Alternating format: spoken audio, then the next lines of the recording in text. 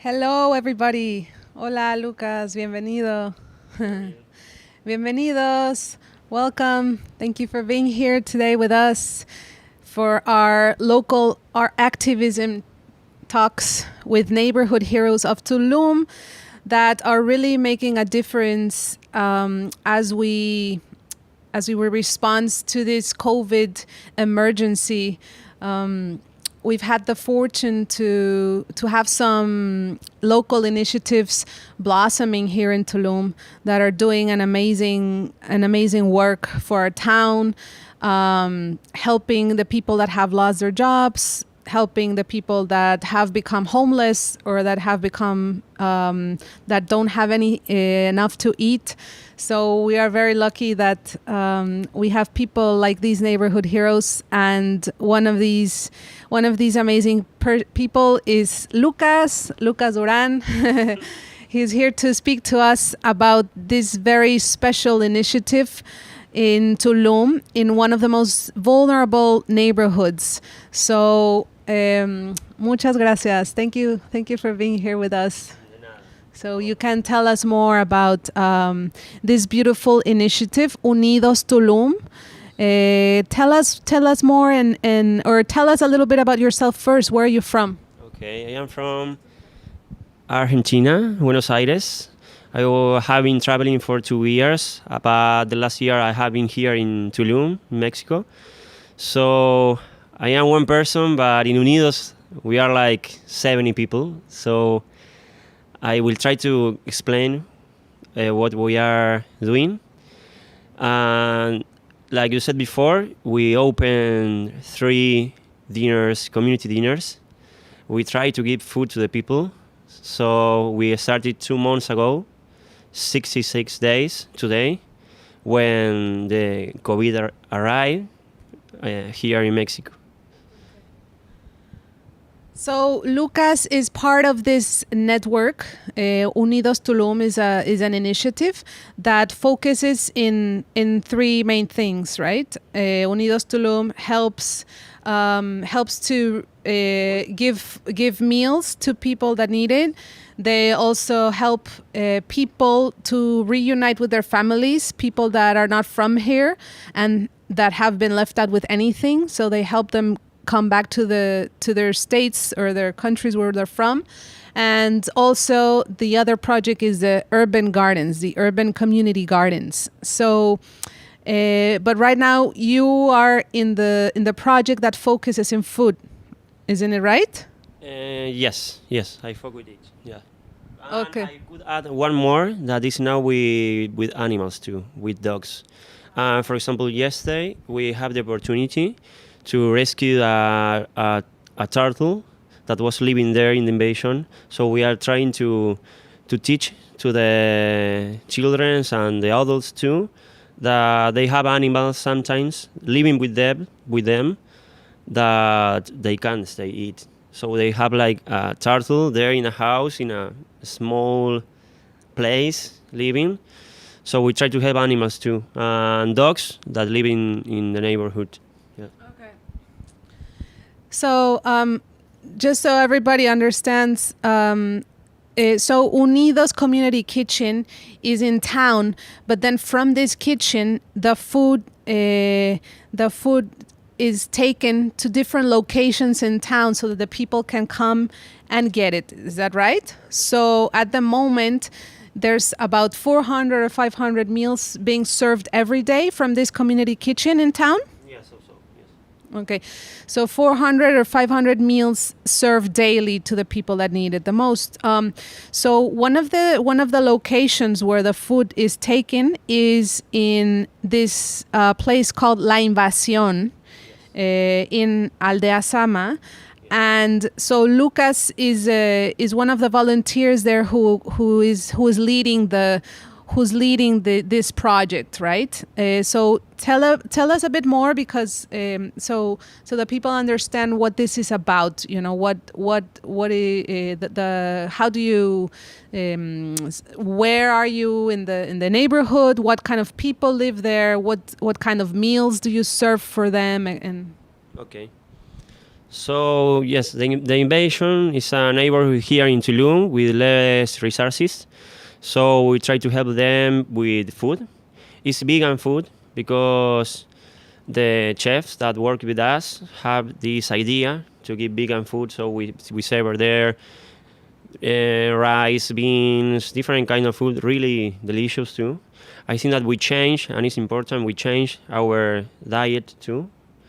2 months ago, I started to eat vegan food, and it's really nice, and we can share with it. And it's a change of diet with all the people. But there we started with food, but 3 weeks ago, I am in charge of like a cultural center there. We started to teach English. They teach us Maya, so it's a place where we exchange knowledge too, and it's really nice. Yes. So what I'm understanding is that at first you set this food location for the people to offer them food, but then you've become close enough with the people that now there's been like an interchange of I don't know, of different experiences, of different things that you can teach each other. Yes. Okay. It's an exchange. Yes. At first, we started with 30 dishes, but in 1 week we have more than 120. We have a person that lives there, so she helps us to serve it. She gave us the place, and every day we went there 4, 5, or 6 people to give the food.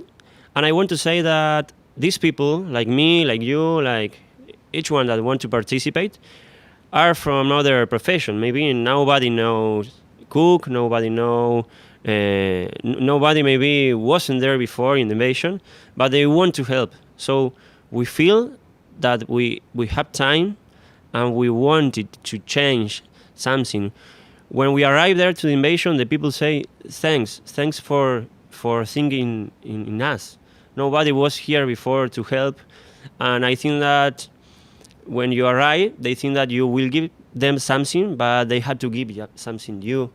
So, and now they feel that we only wanted to help, and it's a nice project, because I knew 2 months ago, I feel that the COVID gave me the opportunity to meet with people. I talked about it before with you and a guest here. The COVID gave me the opportunity to meet with people that want to change something and that want to do without receive. I think that, or we receive, but the love in the people that say you thanks because you help us when we more need it, and it's a nice it's a nice exchange. Yes. So tell us a little bit more about this neighborhood, La Invasión in Aldea Sama. How many families live there? Are there a lot of children? Are there elders? Just how many people, how many families come to you, come to this point, to this food point where you give them and offer them meal?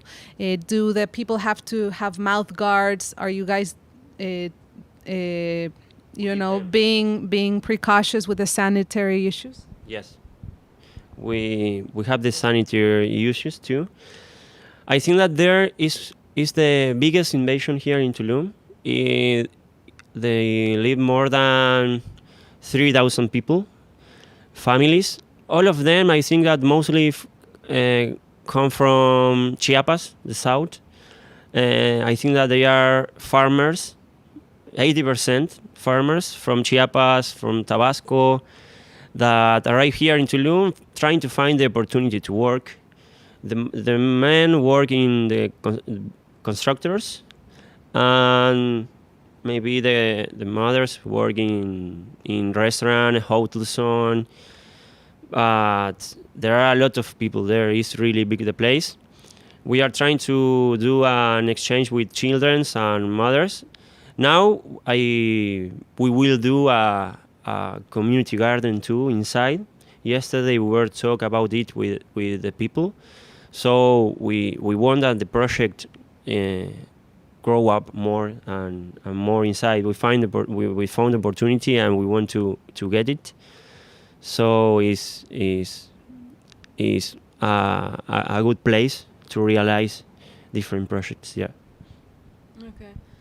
So, like almost everybody else in Tulum, these people mostly live off tourism, right? You mentioned that most of them are farmers from neighboring states, from Quintana Roo, but most of the men, for example, they do construction work. And obviously, right now, we don't have any construction building anything right now. Okay. So, what percentage do you think is the unemployment of this neighborhood? I am not the statistic now, but I can say that maybe 80%. Maybe 3 weeks ago, only 10% was working. Now I think that 70, 80, because they started to work maybe 1, 2, or 3 people constructing again, building in buildings, but 80% of people were waiting for us with the help. Every day when we arrive, in the line was with 40, 50 people in this point only. In the rest too. So only at first. And I think that now maybe the following week they are waiting for work again. They want to work. They don't find the place now. It's really close, and Tulum work with tourism, so it's really stopped the activity in the economy. So that's it. So how many people are you offering meals right now in this neighborhood? How many people come close to the food point and are given food? Today I think that now we have now a really big storm, so it's a little bit less, but it's like 50 families. So last week was 120 without the storm, more. And we have like young volunteers that are working with us. The children are really happy to work and to help. So we have the help with children too that participate.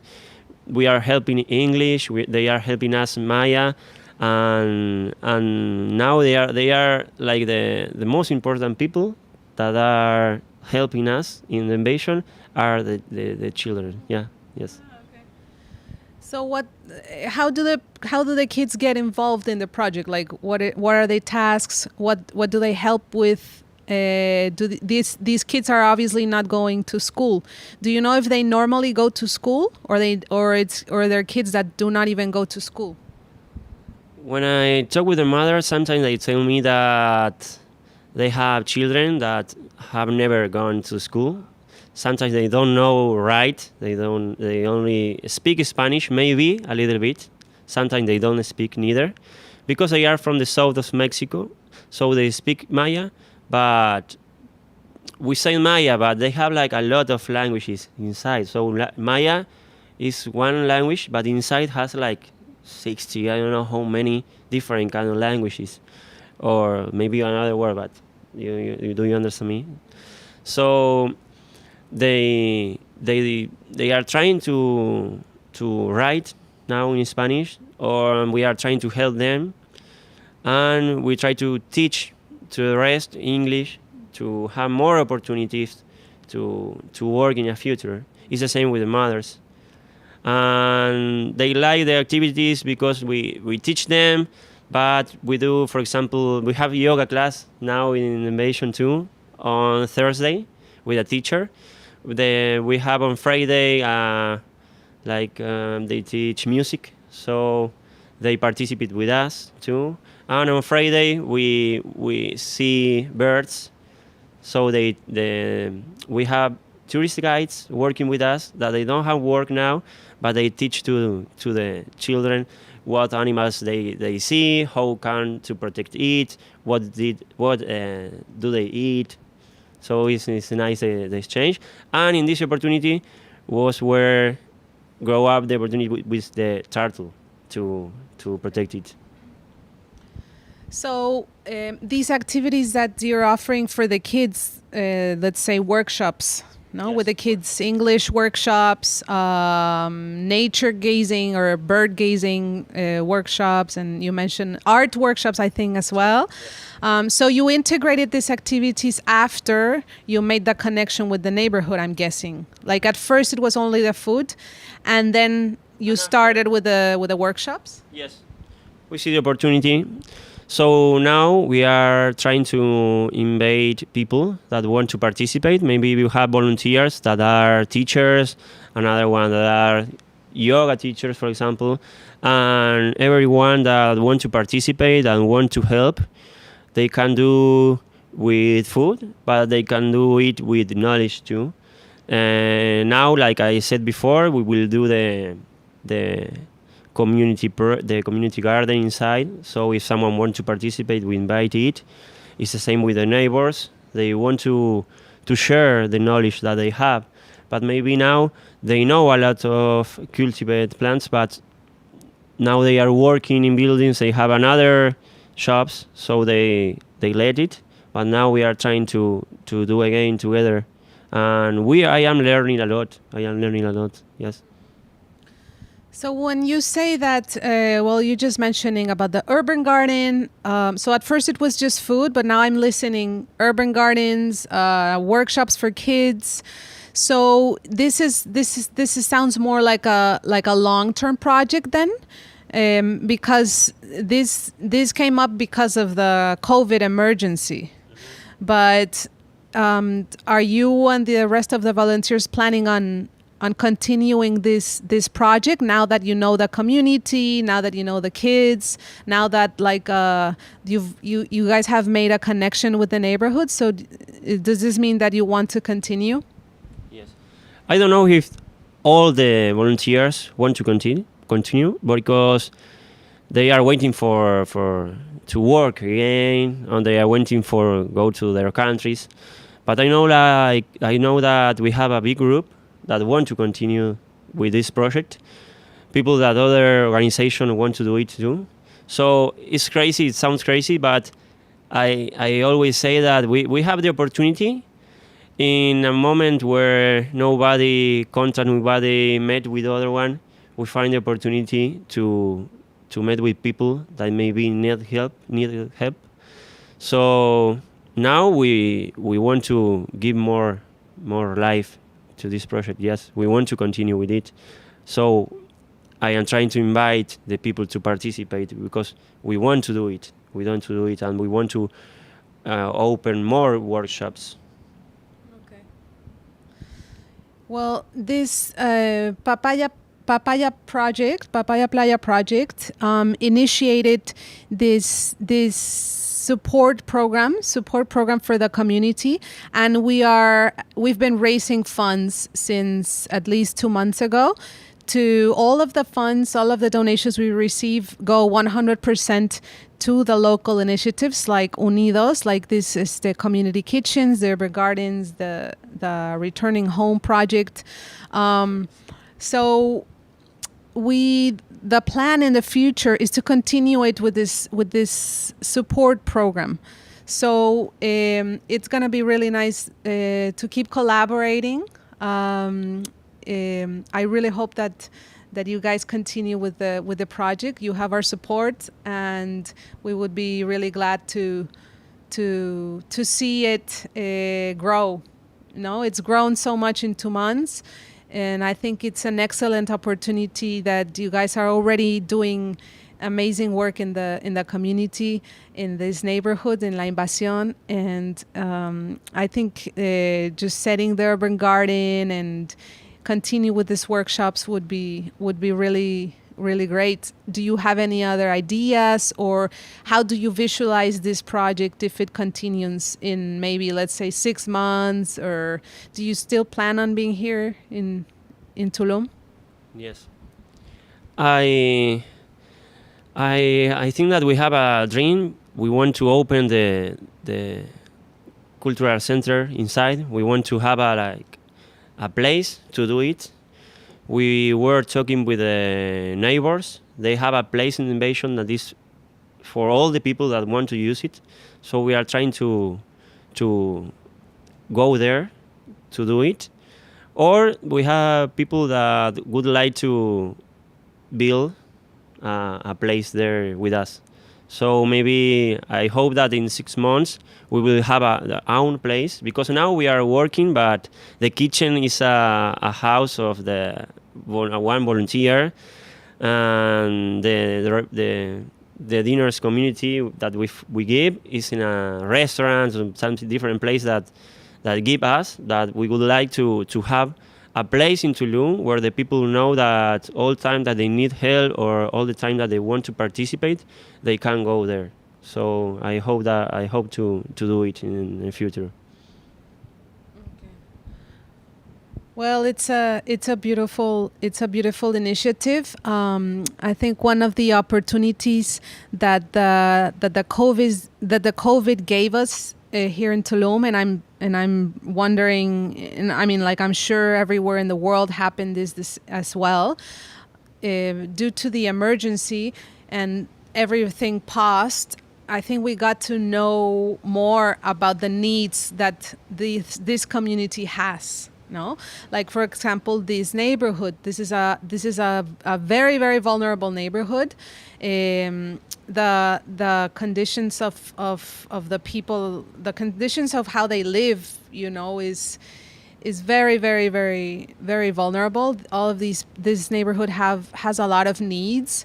So thanks to the COVID and thanks to that, all of these volunteers don't have a job at the moment, is because they're there right now, helping and looking closely at the real situation that these people are living. Because these people, even when things reestablish and when people go back to their works, these people don't make a lot.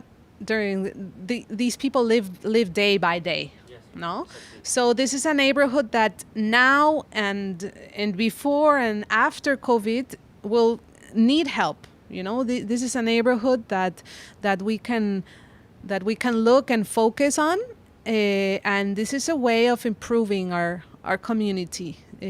So like I said before, I hope that we can keep collaborating. Thank you everybody that's watching out there. If you live in Tulum and you wanna volunteer in this place with Lucas, well, reach out to us if you wanna make a donation to help us, because Unidos Tulum is an initiative that is 100% operated by donations, right? Yes, with donations. So we say you and the people that are with me and with us, say you thanks so much. If you want to participate or give us a donation, we can do it with your help. And thanks so much for the invitation. It's really nice for me to explain and trying to explain what are we doing there, and we want to continue and help the people. Yes, when maybe the COVID spent, they will stay there. And they need us, yes. So if you want to help out, you can go into Papaya Playa Project's webpage, and then you're going to see a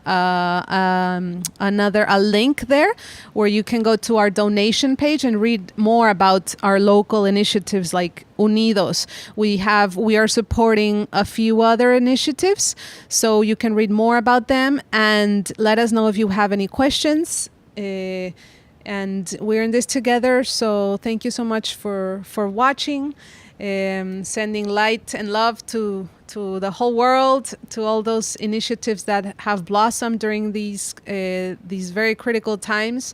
But together we can do it. Yeah, we can make this earth a better place to live with all our our good energies. Bueno, muchas gracias, Lucas. No. Muchas gracias a ustedes. Muchas gracias a todos y un gusto.